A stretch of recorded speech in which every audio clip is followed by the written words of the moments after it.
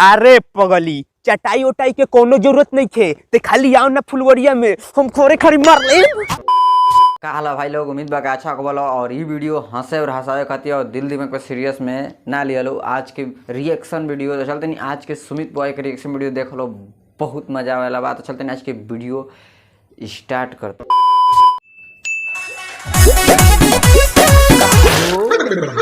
यही सब हमारे जैसे लड़के देखने के बाद बिगड़ जाते हैं।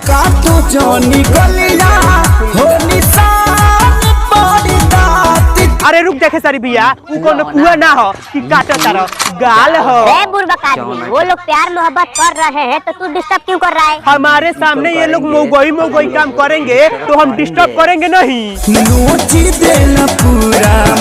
देखा सारी भैया, हम बहुते सीधे वाला लड़का है और हम सब बुझातानी कि हई तू हाथवा काहे के नीचे लेके जाता रह, आ का छुए के चाहता रह, आ का देखे के चाहता रह। बहुत बुर्बक आदमी, ये सारा खाली गलते बात कर रहे हैं। जगदेव चाचा, वो लोग प्यार मोहब्बत कर रहे हैं तो तू डिस्टर्ब क्यों कर रहा है? हमको अच्छा नहीं लग रहा है, इसीलिए हम इन लोगों को डिस्टर्ब कर रहे हैं। अब तू भाग जा, ना तो प्यार मार के ईंटे से कपार फोड़ दे। हमार गर्लफ्रेंड बनब ना जा।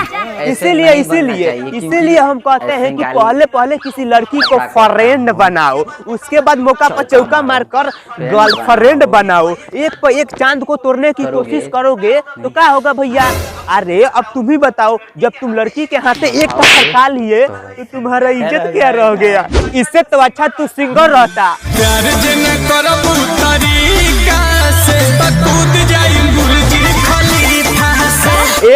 भैया उ कोनो गांव के मरई ना हो, ई दुनिया के सबसे बड़का मंजिल हो बुर्ज खलीफा। अगर जे तू ऊपर से कूद बनू त तार पिछवाड़ा दू आधा हो जाई। ओकरा बाद तू इहे कहब कि टूट गइल गोर हाथ मालिक के चक्कर में। तो क्या हाल बा भाई लोग, हम ये दुनिया के सबसे बर्बाद इंसान। और आज हम अपना मलबा के पास फोन धरावतनी और पूछतानी कि उ कैसन बिया। धरता हेलो, अच्छा तो आप जगदेव के फुलवरिया में।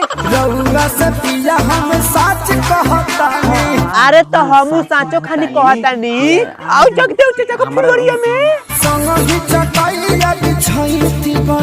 अरे पगली चटाई उटाई के कोनो जरूरत नहीं थे ते खाली आओ ना फुलवरिया में, हम थोड़े खरी मार ले।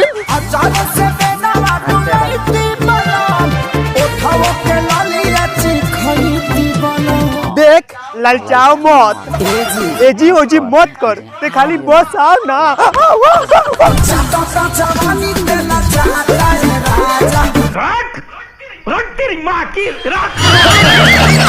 तोरा घरे कौन आके खाला बताओ ना तो हाला हो।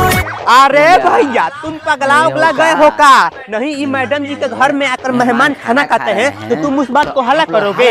अरे तुमको इस गांव के मुखिया से सरपंच से बताना पड़ेगा कि तुम इस गांव का इज्जत बदनाम कर रहे हो। अरे मैडम जी के घर में आकर मेहमान जी मकई का भात खाते हैं तो इसमें बुराई क्या है रे?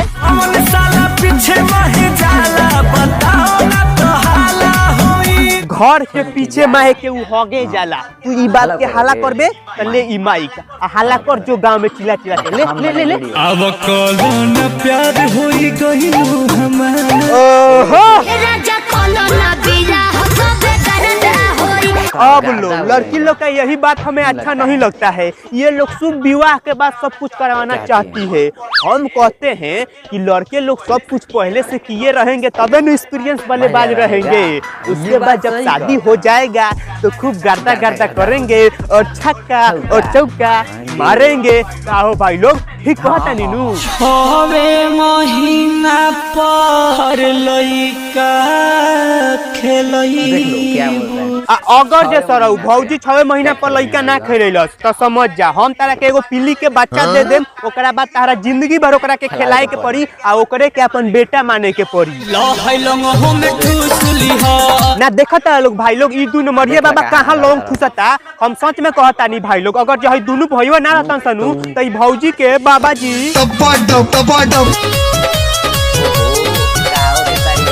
ये सब क्या देखना पड़ रहा है?